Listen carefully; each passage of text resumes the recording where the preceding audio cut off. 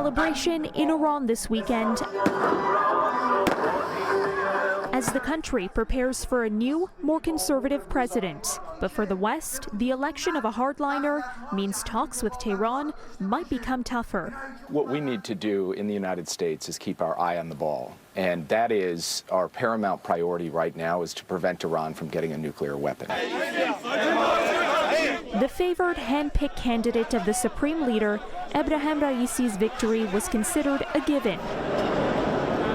Turnout, however, was historically low, with many Iranians skipping the vote, believing it was rigged. Much will hinge on talks to save the 2015 nuclear deal. Raisi has voiced support to return to a nuclear agreement and break free of devastating U.S. sanctions. The fact is, this was a horrible, one-sided deal imposed when former President Donald Trump quit the pact. Nuclear negotiations resumed Sunday before they take a pause. Iran's current foreign minister hinting they're closer than ever to an agreement. We are supposed to leave office by mid-August, and I think there is a good possibility that we can reach an agreement way before mid-August.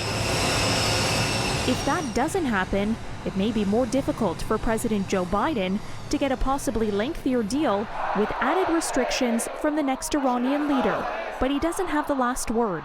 The ultimate decision for whether or not to go back into the deal lies with Iran's supreme leader.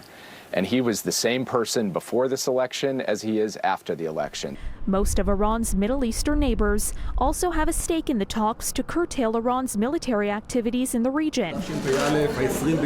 But one nation is out with a warning. Of all the people that Khamenei could have chosen, he chose the hangman of Tehran. Israel has long opposed the Iran nuclear deal.